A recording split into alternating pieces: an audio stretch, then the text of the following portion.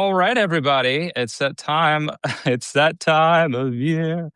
I'm Matt Lewis. He is Charlie Sykes. And Charlie, I'm psyched to see you. Happy Christmas, my friend. Happy And I was holidays. I, How you doing? I was counting on you to wear the Christmas sweater. Do you go in for the ugly Christmas sweaters? I just went You in do for that? the ugly. It's not even ugly. It's kind of attractive. The Christmas Yeah. necktie. It's kind of Um, kind of kind of preppy. it's yeah. It's seasonal. I don't know if it's Yeah. Christmas. It doesn't have Santa or Jesus or anything on it, but I think it's definitely a seasonal. How Yeah. about No, you? Are you? I'm in the seasonal mood. But can I just mention this? How incredible! You have to understand living in Wisconsin. There's Thanksgiving and there's Christmas, and then there is that sacred day where the Packers beat the Bears at home. That I was a mean, good game. it was a fantastic game. And, all is well with the world. It's kind of hard to get your head down when you watch the game like that. And so I'm still, just in case people are wondering why I didn't mention it in my newsletter, I'm still buzzing about it. So, I love it. I wasn't rooting for the Bears, but I am. I'm glad that we now live in a world where the Bears are a decent team and are competitive at least, unlike they've been in recent years. You probably don't like that, maybe as a Packers fan, but a rising tide lifts all boats, Charlie. yeah, but they came to Lambeau and they left, defeated. Well, and they're just so you know, this is our claim to fame here. Our backup, the Chicago Bears' backup quarterback is Tyson Bagent, who is a Shepherd College, Shepherd University graduate. And we don't get, coming out of Shepherd, we don't get a lot of NFL Okay. stars. All So, right. yeah, Why are he's we talking really about the good, Bears? but Yeah. yeah, he's No. good, but Well, he didn't need him this past week. But anyway, okay. What sort of deplorable feculence are we going to talk about today? well, you I know what mean, I'd it, like to it feels start like it's a with? week. A week is like a month. They used to be like a year. Remember when you would have decades where less happens than the last 7 days.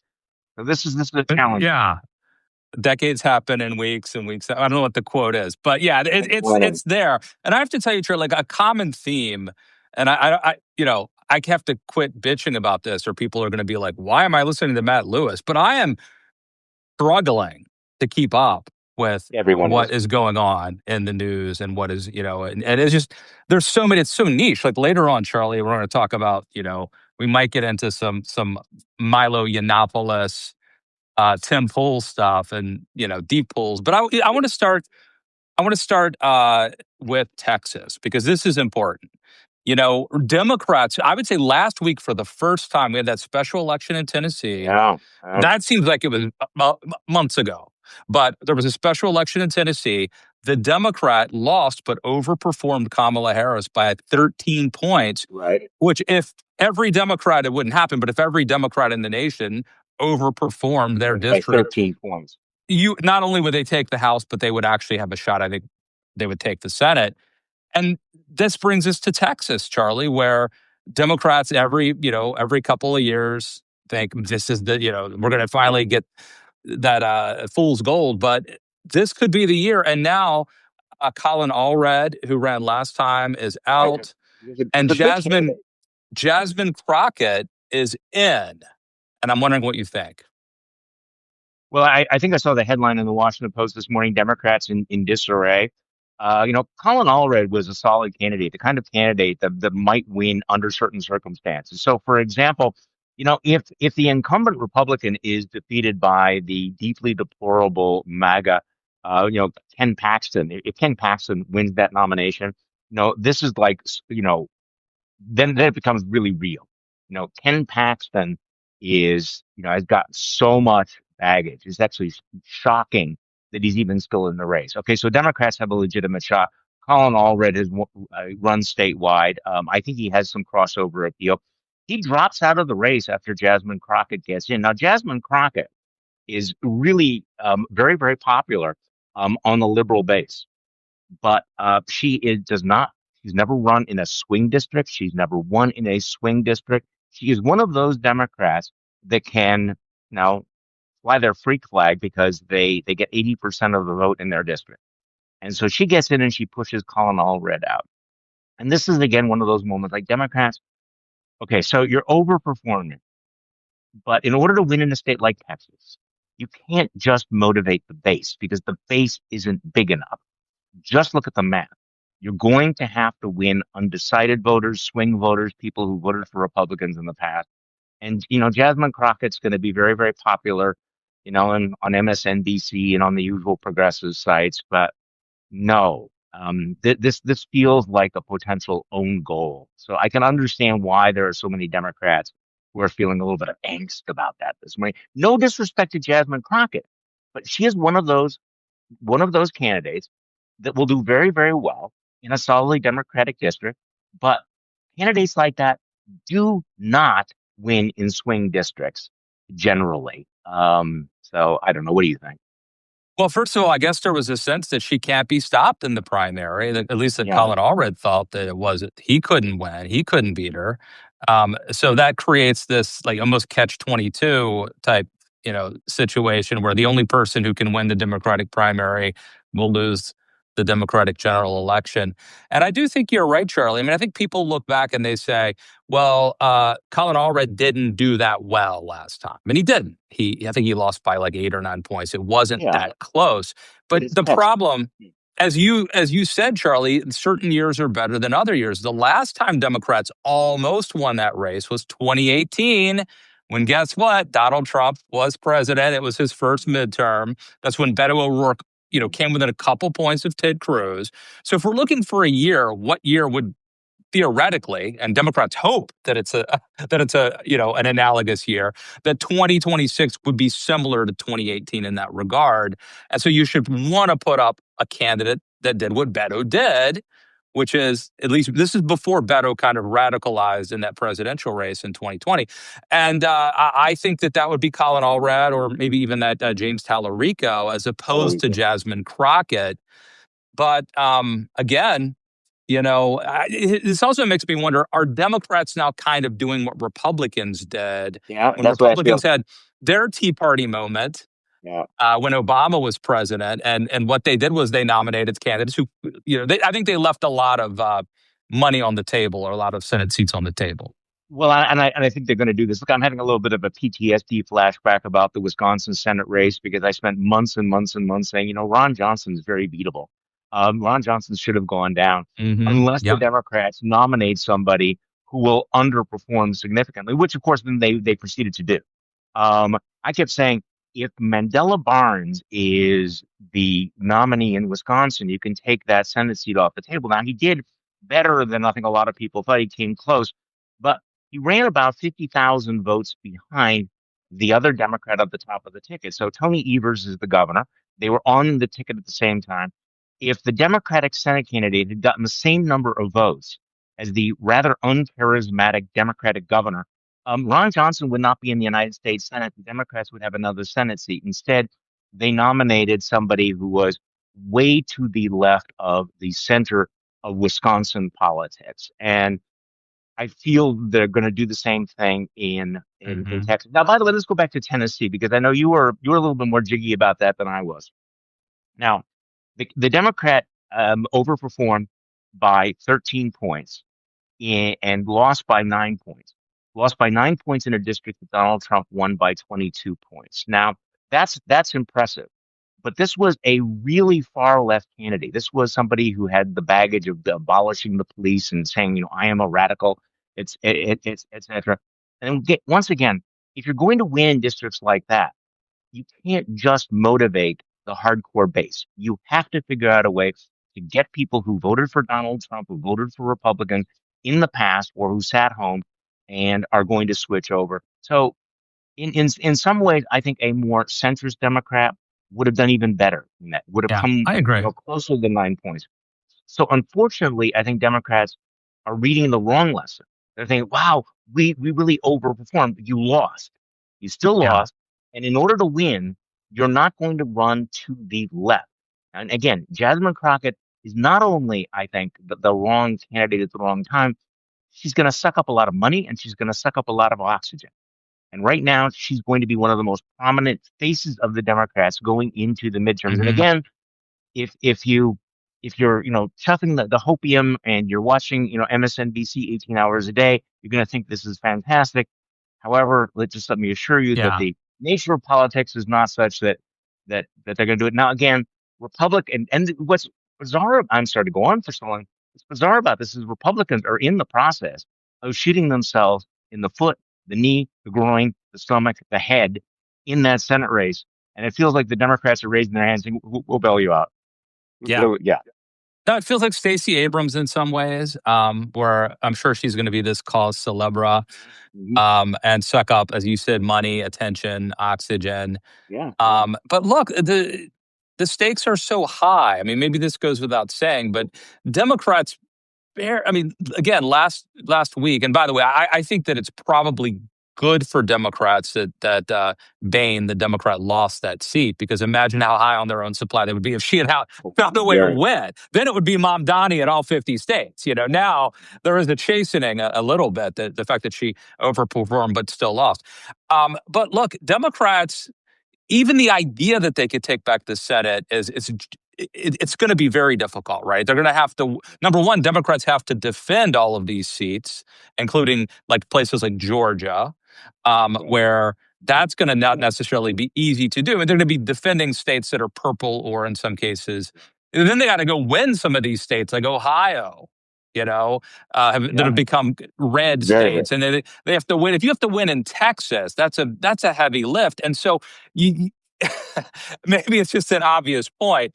Make that as easy as possible. Don't, if you want to run, look, if this guy up in Maine, I can't even think of his name right now, Um, the guy that had the alleged Nazi okay, tattoo and Megan. all that, if Yeah. he beats the incumbent governor in a primary, so be it, Maine. If Yeah. take your shot.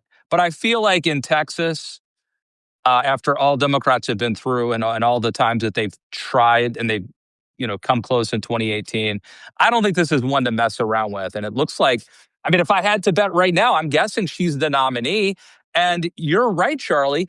There you go. Republicans very likely could nominate Ken Paxton, who should be Over unelectable, John Cornyn. Yeah. over Cornyn. And it's what a missed opportunity this could be. This could be, and it very well, then I'll shut up, but we could look back a year from now and say, if it wasn't for Texas, Democrats would have taken the Senate. So you wouldn't be getting that Supreme Court justice that Donald Trump just nominated, or whatever.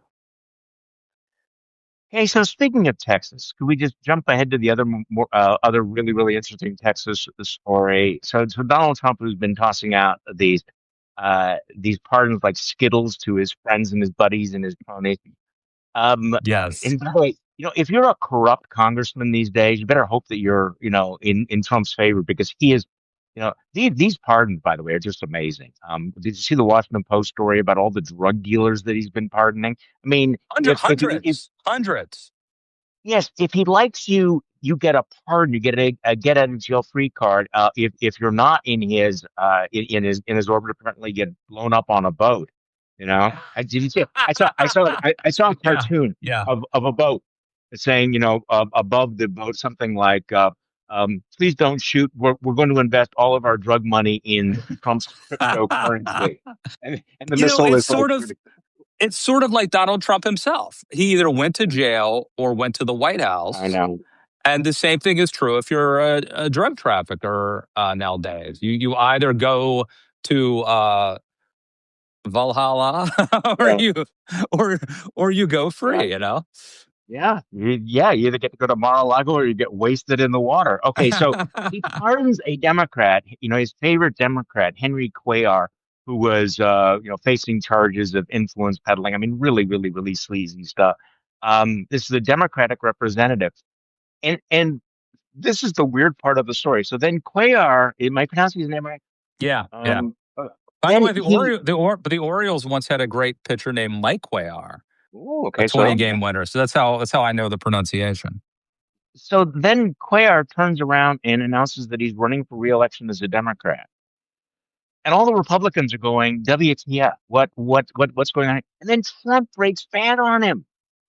He rips the guy that he just Yes. pardoned, saying, no loyalty to me. Next time around, no more Mr. Nice Guy. I mean, if there was ever Such a lack of loyalty, something that so much Texas for the voters justice system. and Yeah. Henry's daughters will not like. He's saying that Henry Cuellar's daughters, who wrote What's the that letter about? to Trump, They won't like it, Trump said in a Sunday post to Truth Social.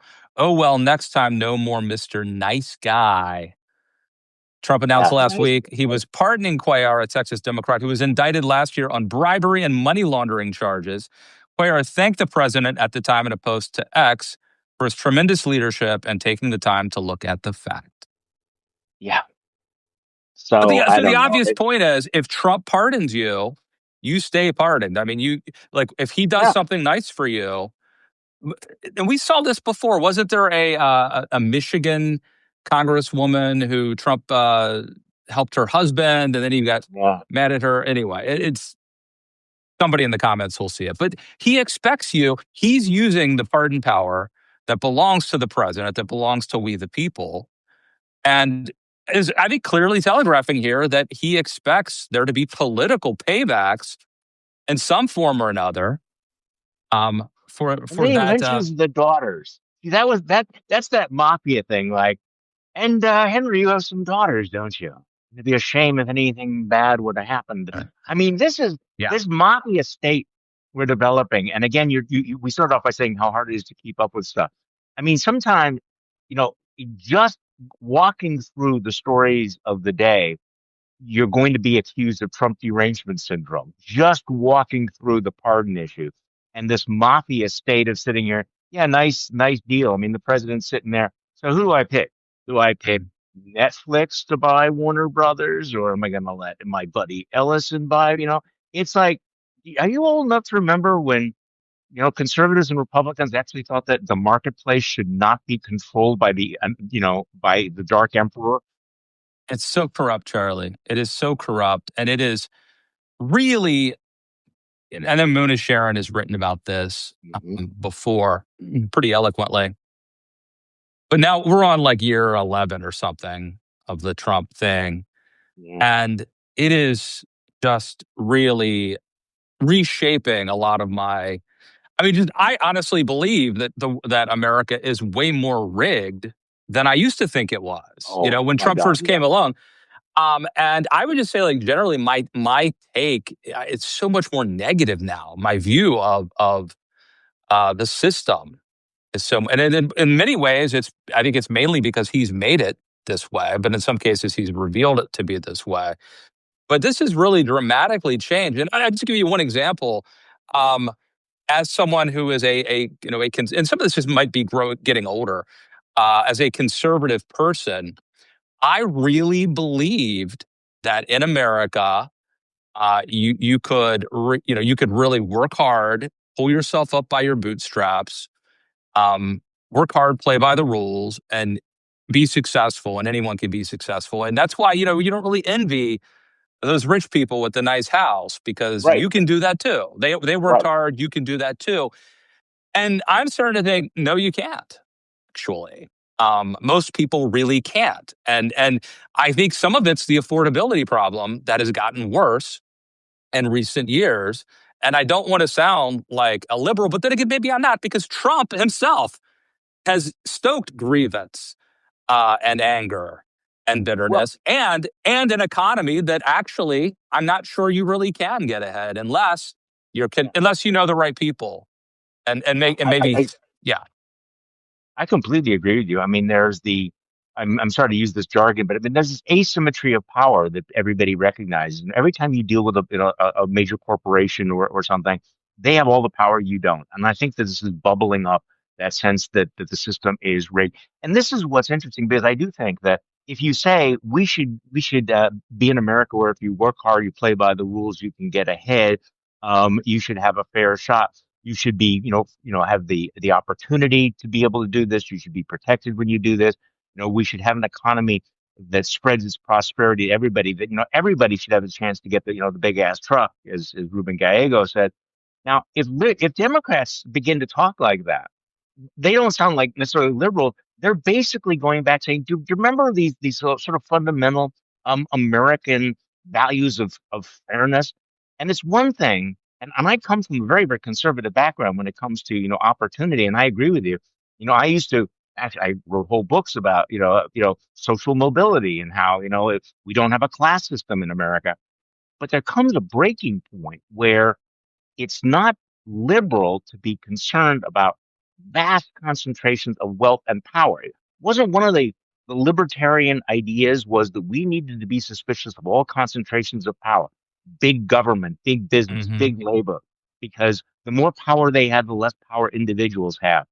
And right now, you're living in a country where all of the power has been sucked into Washington, D.C., and all the power of Washington, D.C. has been sucked into the Oval Office.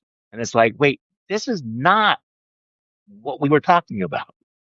And I feel like, I mean, I have to, you do too, Charlie. We have to be very online to do our job, to keep up with what is going on.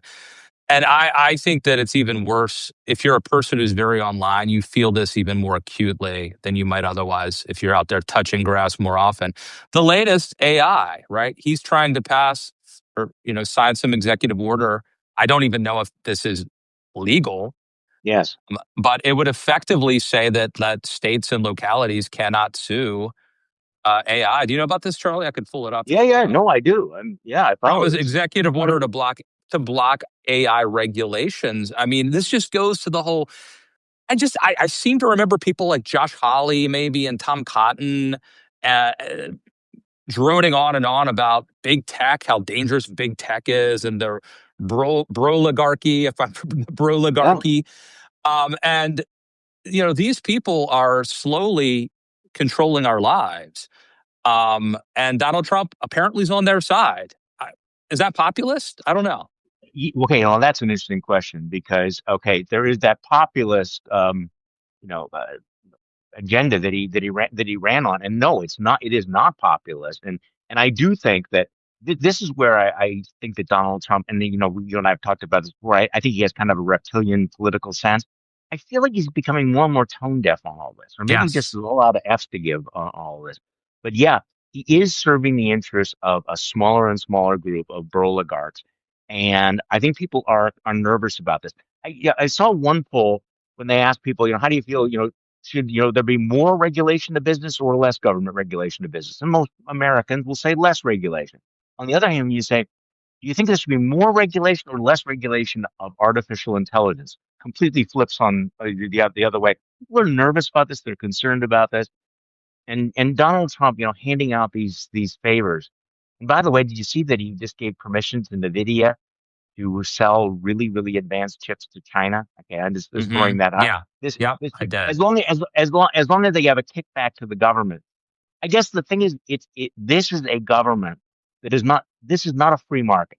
This is a Yes. marketplace and a world that is governed by fear and favor. And if you and I fall out of favor, the system is not only going to be rigged against us, it's going to Hmm. be hostile to us. So you have to suck up to the power. You know what? I see if the opposition, Democrats, whoever, if the opposition go back to that fundamental sense of fairness, do you think that America is fair? Do you think America is rigged? I don't think you sound like Bernie Sanders anymore when you say that the economy is rigged. It Yeah. feels like this an objective reality. That's the difference, right? It's not just class warfare and demagoguery if it's Yeah. true, and it's not a free market if it's rigged. I mean, and and look, Sure. here's the other thing too. Um, my healthcare costs are about to skyrocket, Yeah. but I'm not getting a bailout. You know who is getting a bailout? Farmers. The farmers, the people who Right. I'm guessing Gamble. disproportionately put Donald Trump in the White House. And I wrote a piece in The Hill before Donald Trump was ever inaugurated a second time saying, Hmm. the tariffs are going to create major problems for farmers. And last time it was solved with a bailout, a taxpayer funded bailout. Our tax dollars, Charlie, are going to give money, in some cases, probably to very rich farmers, um, to pay for their vote for Donald Trump's policies to fuck up Yeah. their industry, our dollars. If you just play back the last 5 minutes of our conversation, just sort of imagine if Barack Obama had done any of these things, what the reaction of Republicans would be. This is where Donald Trump they don't understand how tariffs work. And even when they're confronted with it, why do we need to bail out the farmers? This is simple because of your tariffs, Donald.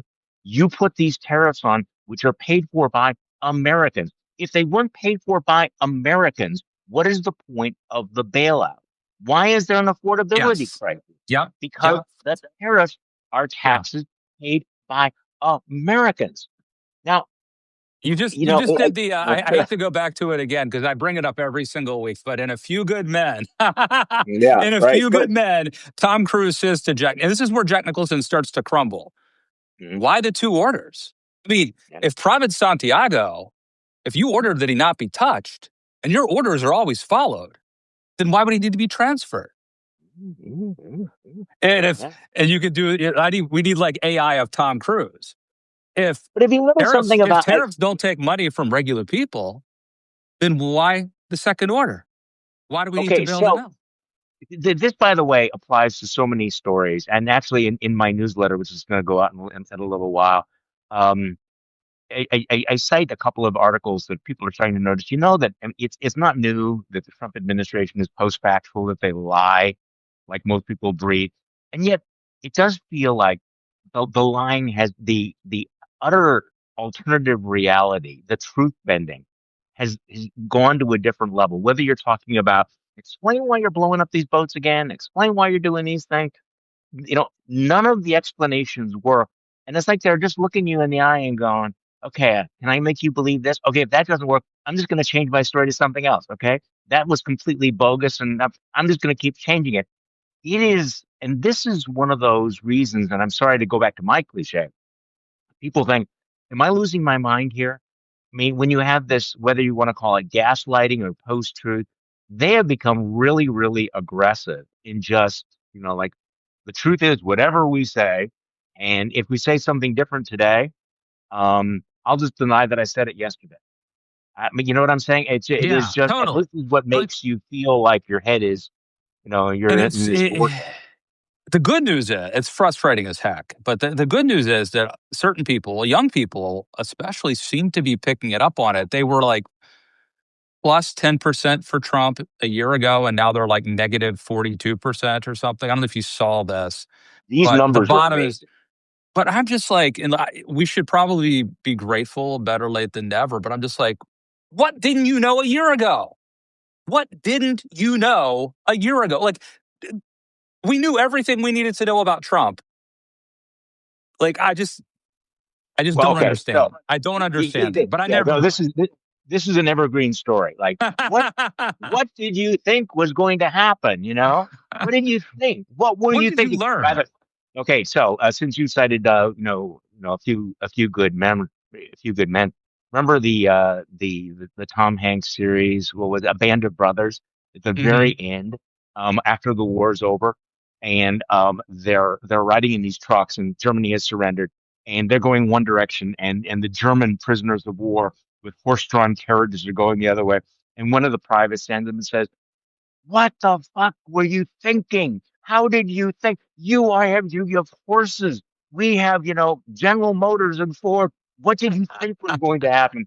So, for example, the revolt of the GOP women, which you've written about eloquently, part of me is like, okay, I think, by the way, these are not Liz Cheney's, these are not feminists, these Yeah. are not moderates, these are some of the woolliest, folks from the fever Marjorie swamp. Taylor Greene, Nancy Mace. Well, yeah, I Yeah, the mean, list goes a on. lot of issues, a lot of issues there. But Lauren Boebert. a lot of the women are looking around going, this is kind of an old boys club. We're not being taken seriously. Okay, what did you think was going to happen? I mean, Donald Trump, he's been grabbing women by the you know what, and serially abusing them, etc. And then you have Mike Johnson, who has not updated his ideas about gender since, I don't know, 1683. And it's suddenly like, wait, we've been eating this garbage for, years now. It's like, I am now shocked to realize that they expect us to keep eating garbage. I mean, so It's why were they not amazing. warned? It's amazing. Yeah. So, No. Yeah. I wrote a piece for The Hill last week. yeah, Mike Johnson's coming under attack from. It's actually Stefanik, Anna Paulina Luna, or whoever who that was is. about as loony, I mean, as out there as you could get, you know? Marjorie Taylor Greene, and I think Nancy Mace, and they're all accusing Yeah. the speaker of being misogynistic to some degree or another. They're all saying it's hard for women to get anything done, and there's bias against them. And I'm like, you do know who runs this party, right? You are aware that this is a very macho, politically incorrect, Trumpy party. What were you expecting? You know what they want? Diversity, equity, and inclusion. That's what they Oh, want. oh, that is cool. Let's talk about at least Stefanik, but she's the least crazy of the group. I mean, it's all relative, It's a low but bar. you can tell how angry she is at the way that they cut her off at the knees.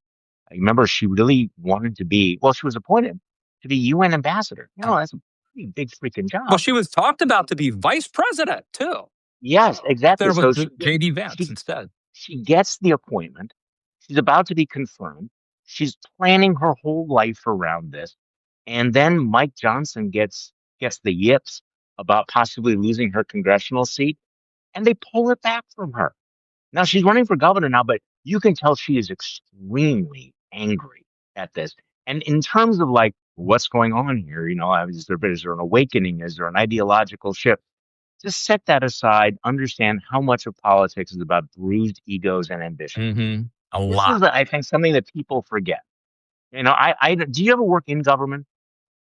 No. Well, I mean, no, Yeah. I did campaigns, but never official government stuff. No. I spent one really ineffective year, close to a year, working in government, and my main takeaway was that everybody thinks it's about public policy and everything. Turns out that it's like 90% ego, and stroking, and bullying and just personal shit that has nothing to do with anything you think. I mean, I remember there was this very, very, I suppose you would call him the liberal chairman of the county board's finance committee, and he had to come in and talk to the county executive about, and there were major cuts, on child welfare, all kinds of things that were going on. And first thing he said was, whatever you do, do not take away our free parking in the courthouse. That was his number one agenda. None of That's this my other number stuff. one, my number one priority. Yeah, yeah. So So I'm what they gonna. say inside, yeah, You are totally right, and in fact, I'm kind of, I was just listening. I'll give you two recent examples that I just heard. Michael Scherer, as that's pronounced right, I'm not sure, wrote a piece for the Atlantic about RFK Jr. yeah. I had him on my And podcast. I was listening to him with Alex Wagner at Pod Save America, and he said that RFK tried to call Joe Biden after it became clear that his campaign had faltered. And I understand why Democrats were pissed at him, why they didn't want to talk to him, but they would not return his call. Trump did return his call. And then, I don't know if you've heard this, Chuck Todd said that before Trump came out with the birther movement stuff, he approached the Obama White House and asked if he could help advise them on how to make state dinners better. They would not return his call or meet with him. Yeah, And you know this one, I'm sure as well too. Newt Gingrich being forced off the back of the airplane, yeah, yeah. Air Force One.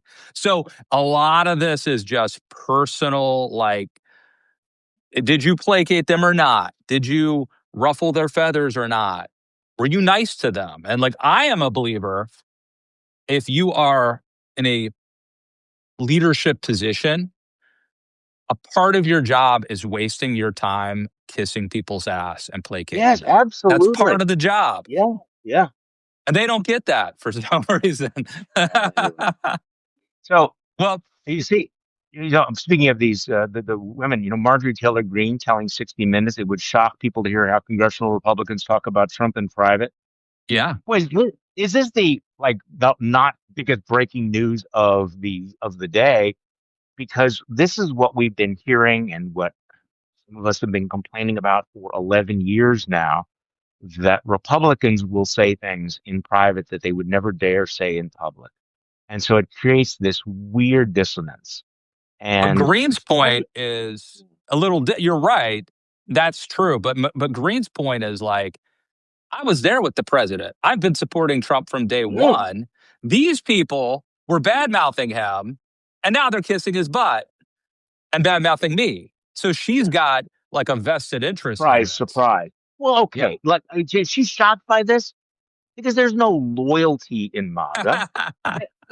It's not about shared principles. I mean, they're a tribe, and as soon as or a herd, and as soon as one person, somebody in the herd starts to bleed or fall apart, they turn on him, or they let them loose. So this shouldn't be, world's tiniest violin for Yeah. FUG. Now, I don't know if you saw this, but Trump was mad that 60 Minutes had her on to do this. And he said, Old man watching TV again. my real problem with the show wasn't the low IQ trader, Trump said of Green. It was that the new ownership of 60 Minutes, Paramount, would allow a show like this to air. They are no better than the old ownership, who just paid me millions of dollars for fake reporting about your favorite president. Me. Capital M-E. Wow. Did you see that? This is Yeah. just reinforcing everything we've already been talking about on the show. It's so blatant and Again, obvious. this is the mafia state we have. So he puts this out right as Paramount is launching a hostile bid to take over Warner Brothers, and their best chance of being able to beat out Netflix, we don't have to go down that rabbit hole, is that Donald Trump sitting there, on his golden throne of grift, will say, yes, I bless Paramount as opposed to Netflix because Paramount has sucked up to me more aggressively. So he's attacking them at that moment. And again, reasserting, nice network you got there. Really be a shame if something bad happened to it. Ooh, Charlie, all But right. but I think, here's the good news. yeah. Good news though. Good news. Okay. Every week, I'm sorry I say this. I see something and I think that has to be a parody. It's got to be a fake. It can't be real. This one was real. You know what I'm Yeah. talking about? What do you think I'm talking about here? Which Oh, story? dude. It's, Trump yeah. birthday. Oh, okay. Yep. We got it. We got it. Yeah. Trump's Trump's birthday added birthday to the list added of to, yeah. 3 days So at national parks. He takes no off more Martin Luther MLK King. Day. No, yeah, no more He- Juneteenth. I think we should do it this year. Let's go to a park on his birthday and try to get in for free. what other country? By the way, here's a trick question. What other country on earth celebrates the birthday of its maximum leader? Its current leader, Putin's Only two, as Russia. far as I know. No, I think it's only the United States of America right now and North Korea. That's my. It's just North Korea. That reminds me of there was an old Saturday Night Live skit where Bill Clinton says we're Arkansas is number 48 in education. Watch out, Mississippi. We're coming for you. And it's like, I know. watch out, North Korea. We're coming for you, baby. Number one. So the parody you were also thinking though, I also that they did the ICE campaign, the latest ICE thing, which I swear I actually spent probably half an hour trying to determine Oh, whether that was real. This is the you're going ho ho home yeah. Christmas deportation campaign. Some Yeah. demented online 22-year-old came up with that idea. I don't know. This is a meme. And it is, I don't know. Like, this could be what you just described, or this could be like adults who decided to do this because that's where we are today, because it's cruel and it is, it's like sacrilegious. The ho ho ho thing comes from Santa, not the baby Jesus. But I I generated, yeah. think it's just a, a reverence too nice of a word for it. It's, they're taking things that are serious and sacred. And look, America is a country, and this country is guarded by walls, as Jack Nicholson might say. Some people, look, there may be occasions where people have to be deported, but I always follow. Have you seen the movie, Charlie? Have you seen the movie Roadhouse with Patrick Swayze? Yeah. Okay, so Patrick Swayze, not a bouncer, he's a cooler, Yeah. but he gathers all the bouncers and bar employees together, and he says, look, if someone comes in here and they start trouble, you're going to go up to them, you're going to tell them to straighten up, and you're going to be nice. And if they don't want to be nice, you're going to walk them to the door, and you'll be nice, And then if they cause trouble, you call me over, and we'll both walk him to the door and we'll both be nice. And we'll be nice until it's time to not be nice. And my theory is like, you can deport people because that's the law, but you can be nice as you're walking them to the Yeah. exits. You don't But have to be they're evil. cultivating. Yeah, they're cultivating the fear. And by the way, there's all the speculation that Christy Nome might be on the chopping block. Okay, Hmm. I don't know where I heard this from. I wish I could give attribution, but Christy Nome with her sort of performative cruelty and other bullshit has managed to make the shooting the puppy in the face the least controversial thing she's done. You know, Yeah, yeah. And I think when people ask about Higgsith and Nome and Cash Patel, or are they on the way out? The fact is there's only one criteria is Donald Trump. Have they sucked up sufficiently to Donald Trump? If Donald Trump has your back, he's going to keep them in no matter what. Now, by the way, Pete Higgsith.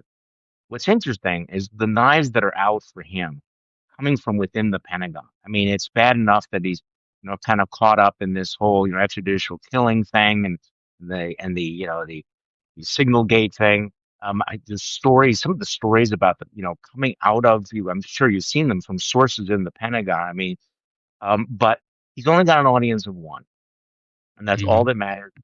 Your performance, your honesty, your character, your efficiency, none of it matters. The only thing that matters is if Donald Trump has your back, because it's all about loyalty, which is why those cabinet meetings do resemble North Korean, propaganda parades. So pathetic. I do wonder, though, you're right. Ultimately, if Trump wants you, you stay. If he doesn't, you go. But I do think in the case of Noam, I mean, I wonder if Stephen Miller is out to get her because she's not Yeah. doing his anti-immigration stuff hardcore enough.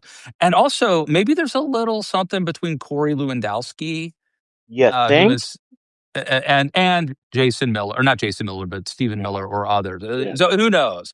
But it does seem interestingly like, wouldn't you say, Charlie, that it's more likely that Gnome goes right now than that Egseth goes? Yeah, probably. Although the speculation that Glenn Youngkin would go into the place, I'm a little bit okay. I could go.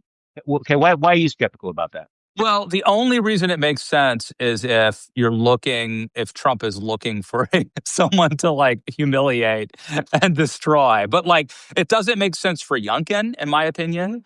And it doesn't Oh, make sense for Trump unless he just wants to humiliate him. Otherwise, okay. That was a good analysis because I was thinking that you look at the cabinet and what do they all have in common? They are not substantial people. They are not people who will have glittering careers outside of Trump's orbit. Glenn Youngkin, and bear with me here, Glenn Youngkin is a man of, I think, too much substance. He actually yeah, has a life and a career outside of government. Whereas most of those guys, like, I don't have this gig. I'm not a cabinet secretary. I'm gonna have a podcast. I mean, what does Sean Duffy go do? He's gonna go sit on a couch at Fox News. You know, I mean, there's a lot of these people. Youngkin can actually have a career. He just seems like he's got a little bit too much. He sounds like yeah, the kind of person that Trump 1.0 might have put in the cabinet, but I just exactly. don't see Yep. it. Yeah. No, I think first term, he makes a lot of sense. Yeah. Back when Trump thought he needed someone who looked like a traditional Yes. cabinet member who would come across to the normies and the kind of Republican establishment. I don't think he doesn't fit this 2.0 version unless Yeah. Trump wants to like create a patsy or a fall guy or something, which I don't totally rule out. That is within the realm of possibility. But he would stick out. He would be very like, which one of these is unlike the rest? Yeah. No. No. I He agree. doesn't fit. Hey, so I have a question for you. And again, most of what happens in Trump world, I can understand. I sort of get it. The falling asleep at the cabinet meeting thing. Now, I don't get deeply into this, Trump health thing. But if you know that it's a narrative and it's a meme and it's not a flattering one, so if you saw Saturday Night Live, I mean, that the whole shtick was about Trump falling asleep. You would think that the last thing you would do is fall asleep in a room with all kinds of cameras, and he keeps doing it. What the Yeah. hell? So two theories. One is the obvious that he's old and that he's True. not up. He's not up for the job. I mean, I guess there is a sort of warped, perverse theory that I am so powerful that I can go to sleep during these meetings, Nah. like almost like a Okay. perverse kink. Go with the simple one. Go with the simple Occam's that he's razor. old. He's an old, yeah, Occam's razor. Just go with the obvious one. Why do you fall asleep at a meeting? If you were at a really, really important business meeting and you're sitting around, um, you would make an effort like not to fall asleep, right? You would not want to fall asleep, and especially if this has become a thing, and yet he does it. So I do think that this is something that that he has created, and he's a guy who's so obsessed with optics, looking strong and looking powerful, right? You spend time in Washington, right? I mean, it's like You're in that's there. where. I try not So to. I was in Washington a couple of weeks ago, and I went to where was I? Maybe was visiting the National Archives or something, and it was kind of a shock. You walk in there, and there's a picture of that glowering picture of Donald Trump, and then there's a picture of Marco Rubio and JD Vance, by the way, side by side. But it was interesting that he wants his face, on everything, but it's that tough face, not the sleepy face, not sleepy Yeah. grandpa yelling at the clouds. Well, I would expect no less from the he's the FIFA FIFA Man of the Year and the Peace Institute of Peace Man of, I don't know, whatever, of the year. Yeah. The FIFA. inaugural winner of the FIFA Peace Prize, which is not a thing. What I is now? once I once won a really important award that I found at the bottom of my Cracker Jack box. I mean, really, this is it. But the thing is, the guy has no shame. I am the MC at the Kennedy Center Awards. And by the way, the Kennedy Center, he's going to name it the Trump Center. I mean, this will happen. It, but Yeah. giving himself the Peace Prize. By the way, my friend Guy Denton at National Review covered Trump recently at the Kennedy Center, where Kiss was being honored, and he asked Trump his favorite Kiss song, and we're still waiting for for. I don't think he had a favorite Kiss song. He couldn't even say, I want to rock and what is that? I want to rock and roll. He couldn't even say that. Mine's Cold Doesn't he Jet. like Just so cats? you know. Doesn't he like cats? He's a big fan, right? He likes cats better than cats. But apparently I Yes, think he is. I think just wasn't Gene Simmons on the Apprentice or something. That's probably the extent of it all. Couple Could be. funny stories before we get out of here, Charlie. Did you see that Glenn Beck hosted a sit down interview with George Washington's AI bot? In a video posted on his YouTube channel, Glenn provided a first glimpse of what he plans to make a series of interviews with an AI powered George Washington. The AI bot, as noted in the description of the video, was built using only writings from the founding era. Known as George AI, it will be part of Beck's new platform, The Torch. And then he actually interviewed George Washington, and he kept asking him like, "Don't talk like you're in the 18th century or something." And finally, George Washington said, "If I'm honest, America's biggest problem isn't political or economic; it's all moral. You've drifted from the virtues that make liberty possible in the first place. Freedom to be free. You have to have discipline. You have to have faith. You have to have character. And if you don't have any of those things, laws can't stop anything, and they mean little. Government turns either weak or oppressive." I think he freaking nailed it, Charlie Sykes. But Well, that wouldn't George anybody? Washington, he was, people are appreciating him more and more all the time now. Right? He's gaining acceptance in the polls. Yeah. Wouldn't anybody who believed these words that George Washington AI said inherently dislike and distrust Donald Trump? Okay. Well, that's what I thought 11 years ago. I mean, honestly, these things were, I thought, just accepted, completely understood, which is why when Donald Trump came along, I, again, in my naivete, what I got wrong, I thought, hey, there's no way that the American people are going to embrace that because it is so obvious. But think is what's changed.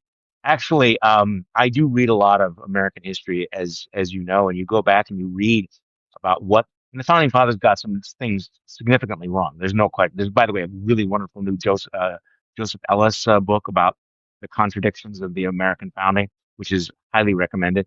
But these people were, they were serious thinkers. They were serious about statecraft. They were serious about government. They were serious students of human nature. They were serious students of history. They knew what happened to democracies and republics, that there was a cycle. Um, and it's like, we have access to all of this information, including AI, and we've forgotten the basic stuff, even when, as you just read, he's telling us in very clear language. And you know what? If somebody actually just said those words, if you or I said those words, we'd be accused of, oh, that's more Trump derangement syndrome. No, no, dude. That was George Washington. Actually, that would be, remember when somebody would go around with the Declaration of Independence and ask people to sign it? People would go, no, that sounds really subversive. This would be a good exercise. Just read the words of George Washington and go, okay, Yeah, thoughts. Yeah, I'd like to hear his thoughts from MAGA world. I'm back. Vinny Johnson suggests he's duty bound to sue Milo Yiannopoulos for claiming he slept with boys. Yiannopoulos, who's made a name for himself as an openly gay far right bigot. I think this is from Mediaite that I'm reading Yeah, here. So, well, you're right. Yeah. this isn't me. Accused multiple conservative influencers like Johnson and Charlie Kirk of being closeted gay men on Tim Pool's podcast with swindler and former MAGA representative George Santos, who is also gay. Oh my God. Oh, Jesus. Okay. Matt, Yes. I just do not have enough brain cells to waste on a sentence that includes a podcast involving George Santos and Milo Yiannopoulos. These people are just like eating each other. Have you noticed this? It's like we reached a point where, and they're all surprised, like, who knew that Milo Yiannopoulos was a right-wing gay bigot? I mean, this is shocking stuff. I thought he was a serious, whatever. All right, last one I got for you. Yeah, throw it. But before we do that, let me just make a quick announcement here. Yeah, I okay. believe, Charlie, you and I are going to try to move this to Mondays when we can. Yeah, Is that yeah, right? yeah. Okay. Get a fast start on the week. What do you think? Yeah, I like it. yeah. So if you enjoy this, we're going to try to do it Mondays at 10 a.m., except if there's like a holiday, and then we'll probably go to Tuesday or some other day. Also, please support us at Substack. It's that time of year. So we encourage it. Let me end with this. I find this to be kind of a sad story, to be honest with you. But you could also find a certain amount of gallows humor or something in it. The mom of Carolyn Levitt's nephew rejects White House narrative of her ICE arrest. So Carolyn Levitt is the press secretary for Trump, who is just constantly bullshitting the American people and gaslighting us. Yeah. She's really good at that. I'll give her credit. She's very good at that. And her her brother's baby mama has Mhm. been detained by ICE. And the thing that I find disgusting about this is that it seems like there's a smear campaign Yeah. to make her look bad, like an unfit mother. But I'm wondering if you have any. To me, the other lesson here is just like so many people are touched by what ICE is doing. Even the White House press secretary has a family member who is being Well, caught up in this. So it's so it, it, pervasive. it is a very, very touching and very, very sad story because the mother of Carolyn Levitt's nephew, she's from Brazil originally, but has been here for many, many, many years. Was shipped off to one of these camps that we have now down in Louisiana, and she gives the interview to the Washington Post, where she talks about how she would once, at one time had a good relationship with Carolyn Levitt. Asked Carolyn Levitt to be the godmother of her child.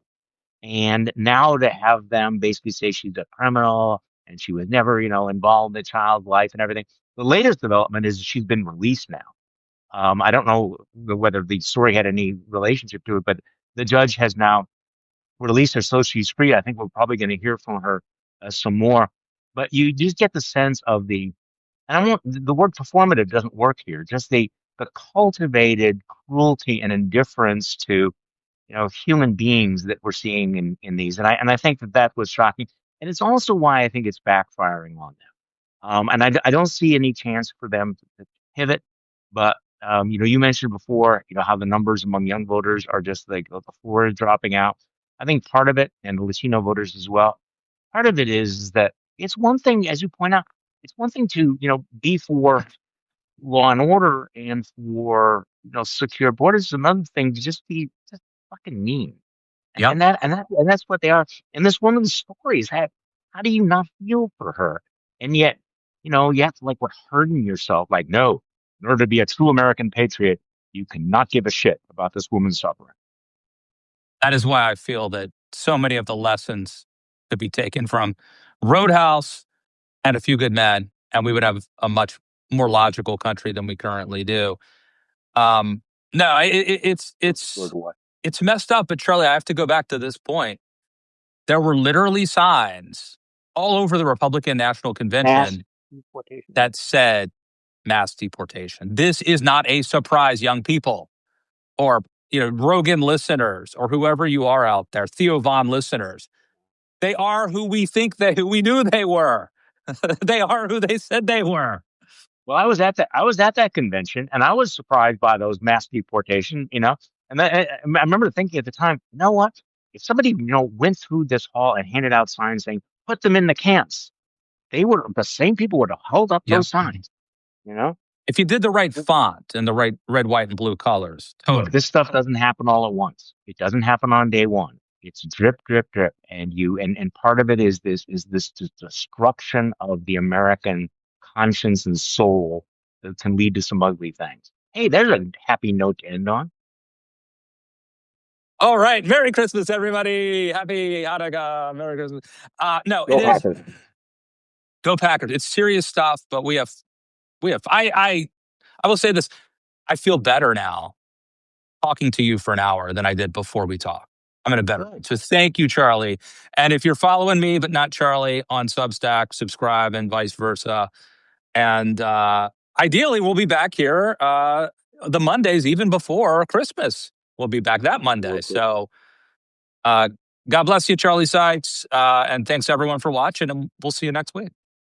God Man, bless you. You're a great American, Matt Lewis. thank you, Sarah. You too.